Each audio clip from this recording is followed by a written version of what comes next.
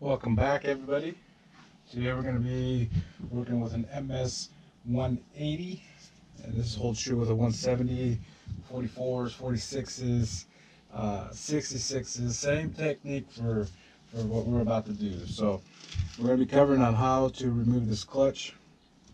So as you can see, I've already taken off the plate, the clutch drum, everything else in front of this. So there's other videos to show you how to get to this point. Please look for those before you get to this point if you're having issues on how to get to this point. So basically all you're going to need is a piece of rope that's big enough that's going to fit inside the spark plug, where the spark plug goes, the opening. And that's just going to create that cushion to protect that piston as it's moving up and down. As you start to loosen this up, your piston's going to be moving up and down. So that's the purpose of the rope. Actually wedges in between the piston and the chamber and prevents any damage. You don't want to stick anything metal in there as far as like a scratch to get your leverage in there, because you're going to end up scoring your piston, damaging it. You want to try to protect that piston. You saw this, you can't use a scrunch to get on there and loosen this thing up. If you are going to use a scrunch, try to use one that's like this one, this bigger one. Because once you start turning here, you're going to avoid hitting the studs as you're turning. You're just scuffing up your knuckles. So use something that gives you a little bit more room. You can see the difference there. Okay. Me personally, I like using some sort of a socket set.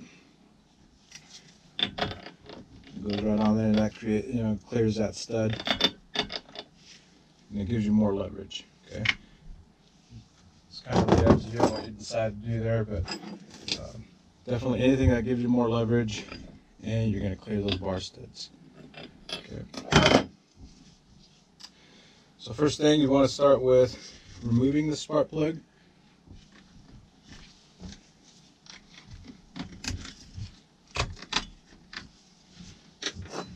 Usually if you're just getting your spark plug out of there, it's going to be pretty tight, so use your scrunch, just pop it off. Once you loosen it, just use your finger to back it out of there. Same concept when you're putting it back on. You really just want to use your fingers to tighten it in and then tighten it down with a scrunch. You're not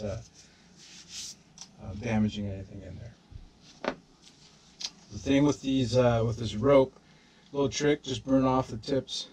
Oh, it slides in there easy. It's not fraying off. The more you utilize it as you're shoving it in and out of the opening, you're going to end up fraying it out, and you're going to have to reburn it again, just those frays ends. But basically, you don't want anything fraying off in there. That's when you go to pull this out, you don't want anything left in that chamber. And you want it big enough where it's actually going to cushion in there. If the rope's too small, you're going to end up cramming a bunch of rope in there, and when you go to pull it out, it's just going to be all clogged up. And I've had it in the times where it just ends up breaking, or you end up with excess rope inside of there. So go ahead and slide it and put your rope in. Kind of twist it as you get it in there. Okay, I can kind of feel, I felt it hit the back of that chamber. So it's in there. So now, like I said, that's going to create that cushion as that piston starts moving up and down, which is not going to damage it. So for me, I'd like using the scrunch, just because usually that's what I have out in the field. Okay. Go ahead, clockwise, pop it off there.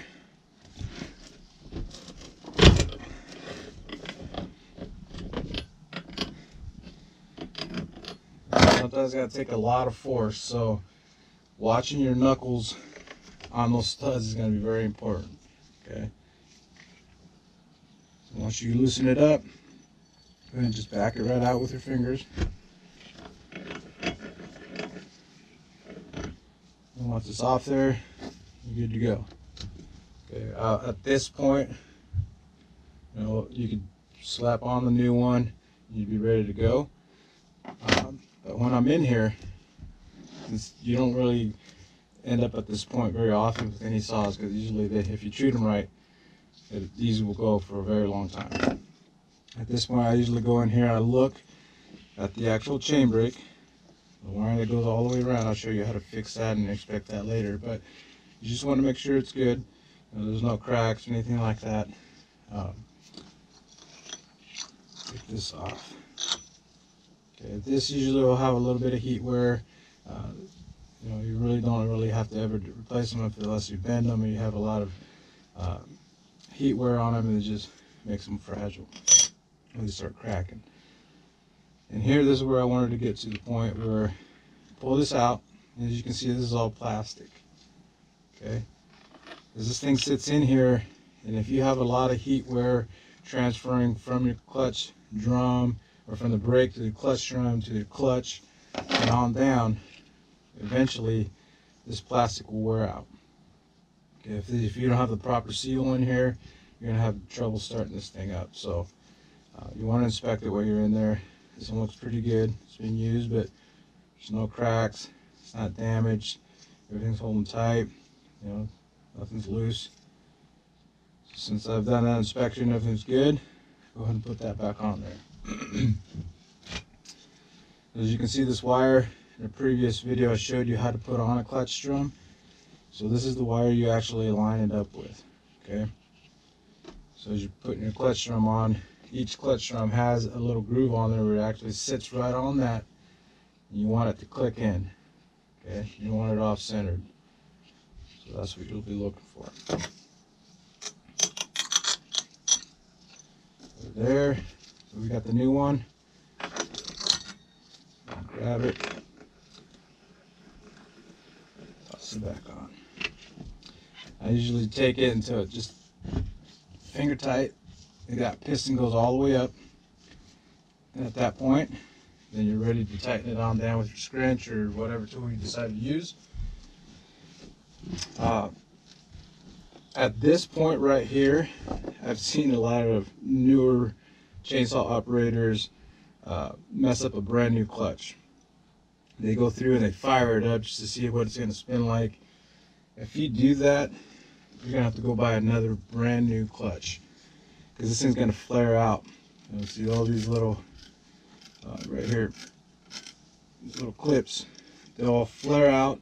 You'll never get them to go back. You'll end up hitting the chain brake and you won't be able to get your clutch drum on there. So never, ever, ever start this thing up like this. You always want to make sure you have your clutch drum back on and everything's on before you even fire this thing up. Okay.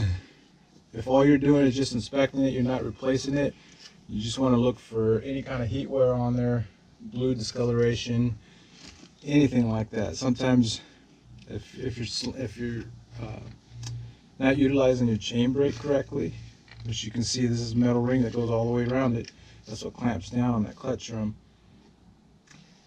If you got this thing at full RPMs and you're slamming on your chain brake, it's metal on metal.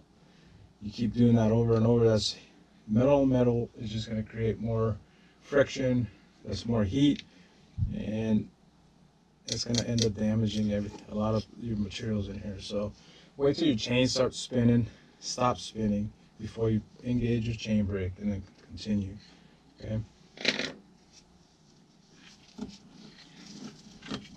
So we're there. We'll finish tightening it up, get that piston to go all the way up.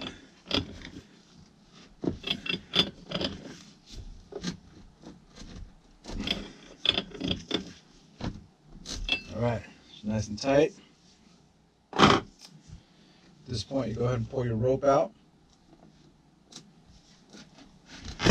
Just inspect it, there's nothing stayed in there, it's all good. Toss your spark plug back in there.